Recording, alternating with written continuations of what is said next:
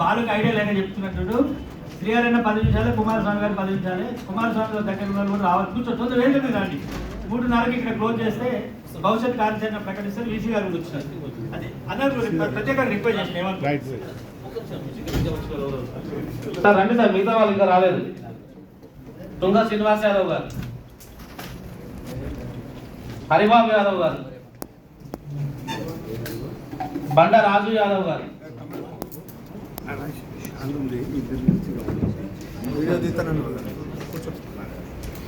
పాక కుమారస్వామి యాదవ్, పాండు కృష్ణ గారు, మల్లికార్జున్ గారు, దాసన్ కోటేష్ అందులో వేదిక పైకి రండి సార్.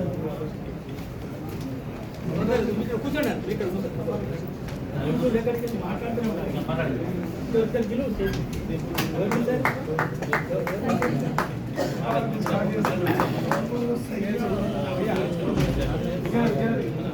మేడమూరి విజేందర్ యాదవ్, మేడమూరి విజేందర్ యాదవ్, విజేందర్ యాదవ్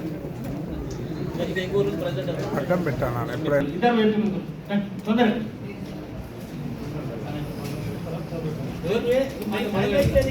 ఇక్కడ ఇంటరాక్షన్ లేదు, క్లోజింగ్ లేదు, చేయాలంటే 10 నిమిషాలు అంతే.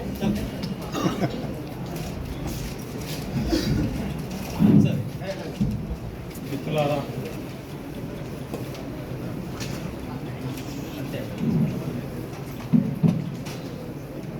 మిత్రులారా అందరికీ నమస్తే.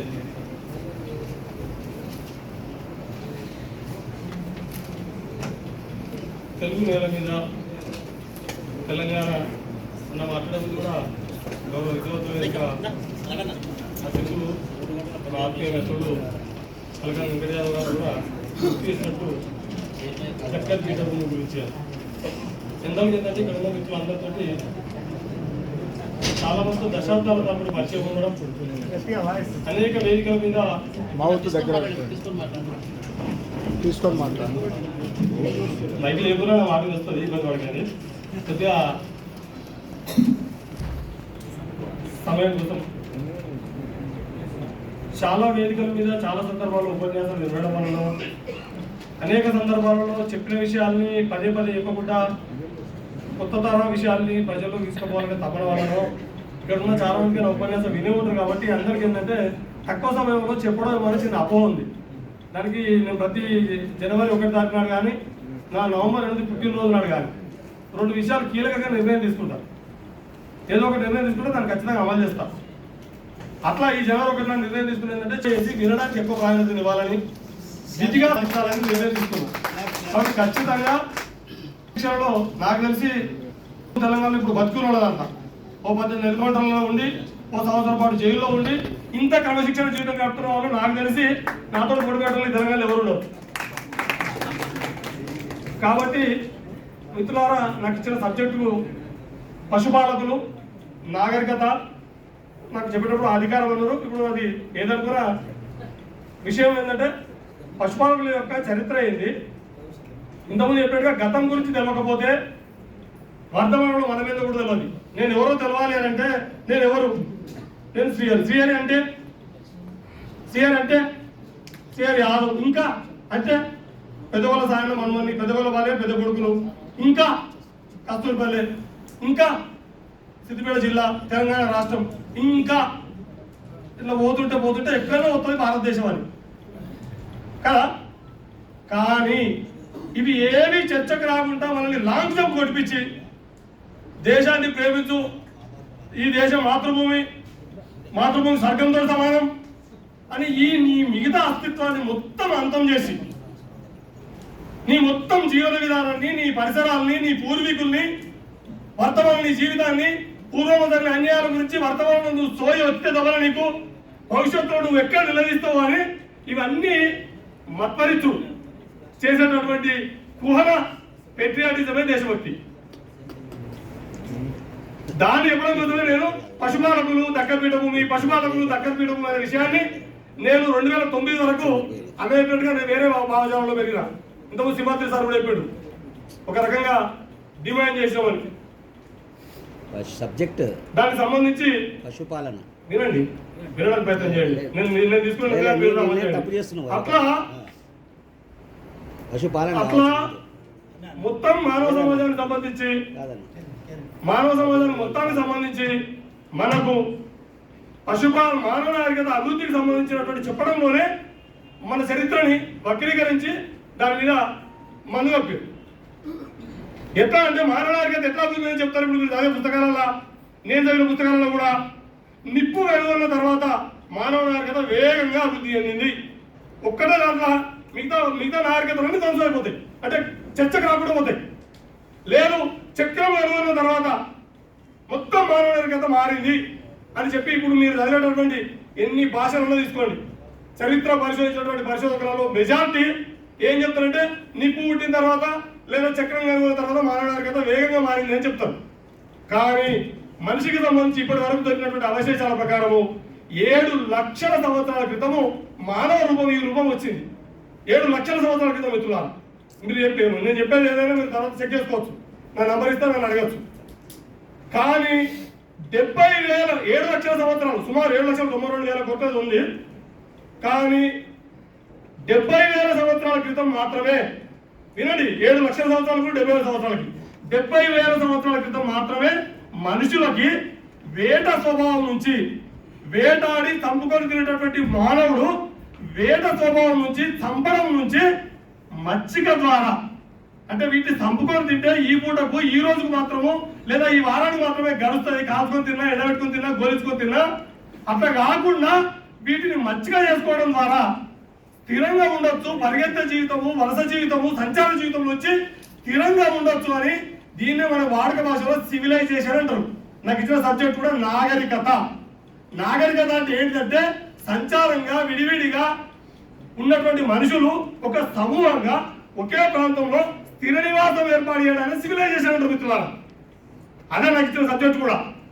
కాబట్టి 7 లక్షల సంవత్సరాల క్రితం మనిషి అనేటువంటి ఈ రూపంలో ఉన్న 70,000 సంవత్సరాల క్రితం వచ్చినటువంటి మచ్చిక ద్వారా మాత్రమే జీవ జంతువులు, అంటే అడవి జంతువులు, సాధు జంతువుల మధ్య మచ్చిక ద్వారా వేట మెల్లమెల్లగా రద్దవుకుంటూ మచ్చిక ద్వారా మానవుడి పోషణలు స్థిర నివాసానికి వచ్చారు. ఈ 70,000 సంవత్సరాల నుంచి మెల్లగా మనిషి ఎంత వేగంగా అవుతుంది అంటే 7,70,000 మధ్య ఎంత తేడా ఉందో క్రీస్తు పూర్వము 2000 నుంచి 3000 శతాబ్దం క్రితం, 3000 సంవత్సరాల క్రితం. ఇప్పుడు మీరు ఎవరు గూగుల్లో సెర్చ్ చేసిన అతి ప్రాచీన నాగరికతలు అని మీరు కొట్టండి తెలుస్తుంది. అది మెసొపొటేమియా నాగరికత, అది గ్రీస్ నదీ పరివాహక ప్రాంతంలో ఉంటుంది.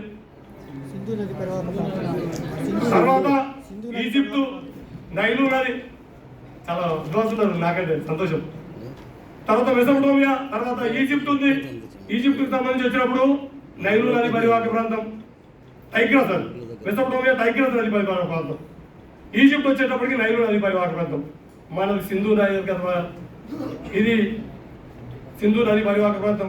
దీన్ని హరప్పా మహేంజోదారో కూడా మన వాడుకలో హరప్పా నాగరికత కానీ మహేంజోదారోని కొడితే మనకు సింధు వ్యాలీకి సంబంధించినటువంటి డెవలప్మెంట్స్ వస్తాయి. అంటే 70,000 సంవత్సరాల క్రితం మచ్చిక మొదలుపెట్టేటువంటి మనుషులలో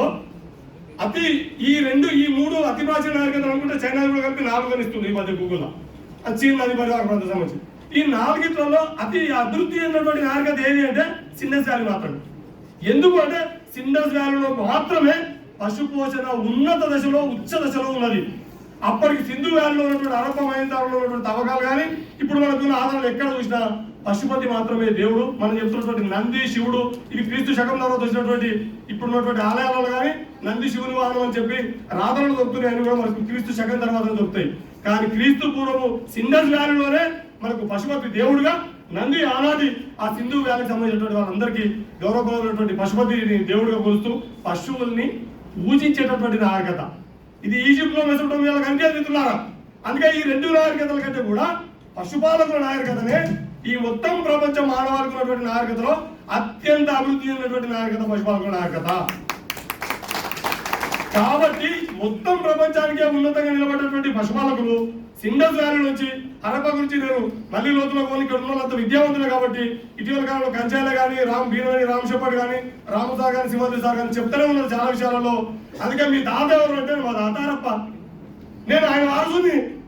పశుపాలకులే నాగరికత నిర్మించినటువంటి ఆ నాగరికత నుంచి వచ్చిన ఇప్పటి పశుపాలకులు. మరి వీళ్ళంతా లేరా? మిగతా వాళ్ళంతా వాడక భాష అంతా పాడి పంటలు. చాలా నాగరికత అంటే రకరకాల ఉదాహరణలు చెప్తున్నారు కదా. కానీ ఎప్పుడైతే పూజ వచ్చిందో, పూజ ఒక వర్గానికే పరిమితమైందో, ప్రజలందరి భాషగా ఉండేటటువంటి ఉండాల్సినటువంటి భాష కేవలం దైవ భాషగా మాత్రమే అయ్యి రాతాపూతకు మాత్రమే భాష అనేది పరిమితమైందో, అక్కడి నుంచి పశుపాలకులు మెల్లమెల్లగా అధికారానికి పాలనకు దూరం అవుతూ వచ్చారు.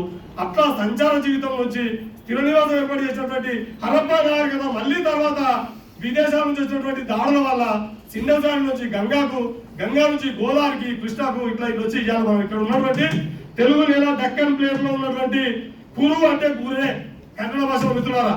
ఇప్పుడు వచ్చే వివరాలు అన్నింటినీ కూడా మీరు జ్ఞానవంతులు ఇక్కడికి వచ్చిన మీరందరూ పోరాట యోధులతో పాటు జ్ఞానయోధులు కూడా.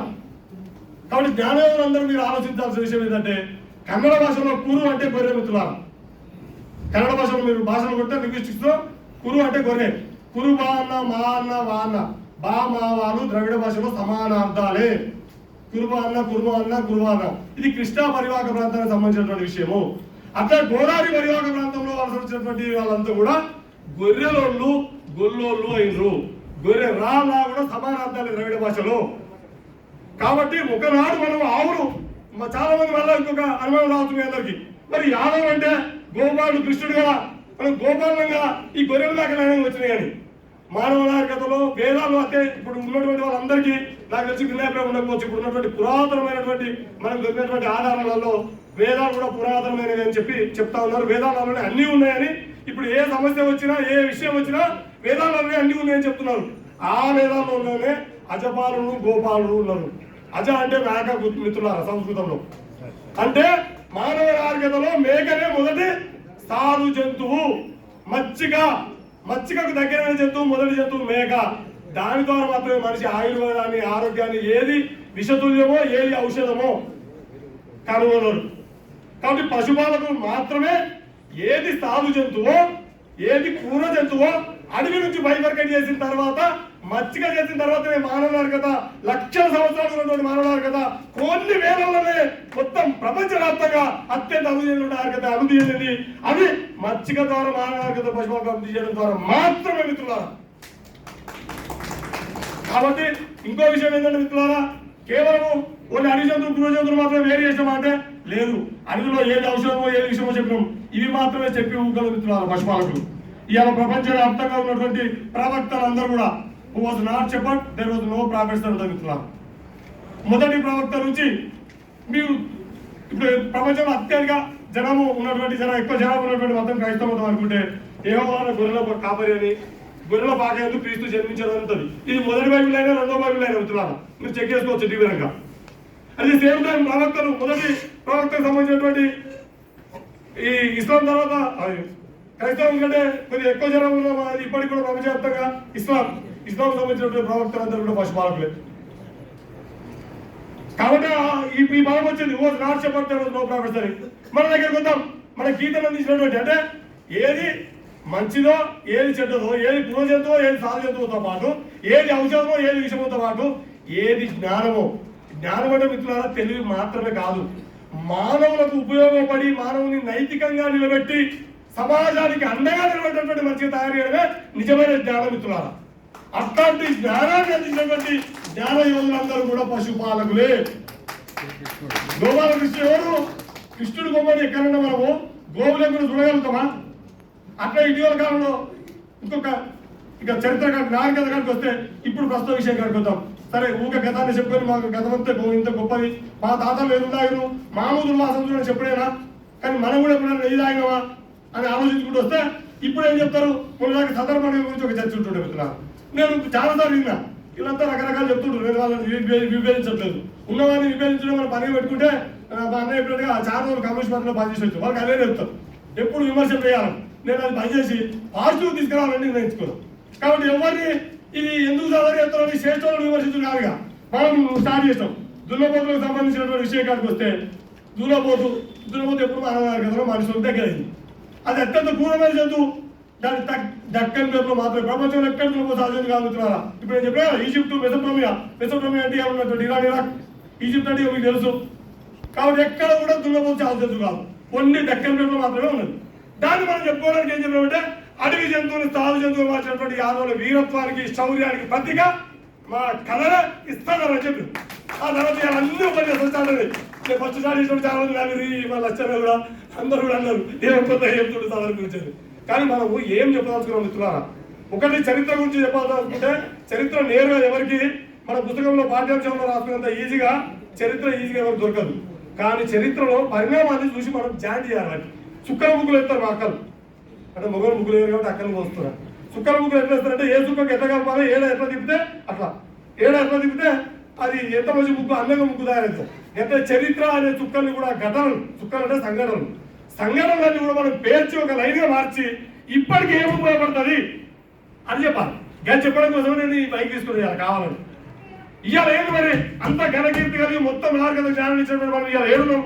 ఒకనాడు యుద్ధం రాజ్యం వీరభోజ్యం అంటే ఎవరు బలవంతులు అయితే మంది రాజ్యం. ఆయన మారడం వల్ల అధికారం మిత్రులారా ఫస్ట్ చైతన్యం కొట్లాడుతున్నారు, తర్వాత గదలు వచ్చినాయి, కొద్దిగా దూరం గదల మీద బాణం కూడా గెలిచాడు, బాణం మీద తుపాకి కూడా గెలిచాడు, తుపాకి మీద ఇప్పుడు మెదడు జ్ఞానం కూడా గెలుస్తాడు. కాబట్టి మనము ఉత్పన్నం కాదు, ఈ మొత్తం మానవుడికంతా మనం ముందు తీసుకొచ్చిన మిత్రులారా. మనకంటే మించిన మెదడు ఎవరికి లేదు. మనం ఈ మెదడు యుద్ధం అవుతుందో, ఈ శాస్త్రీయ జ్ఞాన యుద్ధం అవుతుందో ఇంకా మనం ఎవరికి తక్కువ లేదని చెప్పడం కోసమే నేను చెప్తున్నా మిత్రులారా. జ్ఞానయులైనటువంటి పశుపాలకులు డక్కన్ పేరును మానవ సమాజాన్ని అంతిమంగా ఇండియా ఉపఖండాన్ని ఏలాలని, ఏలడం కోసం మీరందరూ భాగస్వామ్యం కావాలని, ఈ జ్ఞానం నిజమైనటువంటి మళ్ళీ ఇంతకు చెప్పినట్టుగా సమాజానికి ఉపయోగపడే నైతికతతో కూడిన ప్రతిభ ఉండాలి. జ్ఞానము మొదలు చెప్పిన తెలివి మాత్రమే కాదు, బట్టి పట్టడము, ఘటనలు చెప్పడము, డేట్లు చెప్పడం కాదు. ఇప్పుడు ఉన్న స్థితి కంటే ఒక్క అడుగున ఈ మానవ సమాజం మనుషులందరూ మానవీయంగా ఉండగలిగి ఒక మనిషిని తోటి మనిషిగా గుర్తించి మనుషులందరికీ సంపద మీద అవగాహన కలిగించినప్పుడు మాత్రమే నిజమైనటువంటి నైతికత అవుతుంది. కాబట్టి ఆ నైతికమైనటువంటి సమాజ నిర్మాణానికి జ్ఞానయోగులు ముందు కావాలని కోరుకుంటూ నాకు ఈ అవకాశం ఇచ్చినటువంటి పెద్దలందరికీ మరోసారి పేరు పేరున ధన్యవాదాలు. జై యాదవ్. నేను పడుతున్నా కాబట్టి నేను చేస్తున్నాను.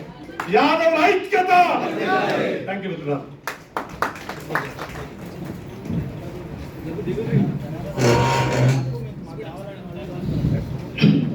ఈ యొక్క దేశంలో నిచ్చెన మెట్ల కుల వ్యవస్థలో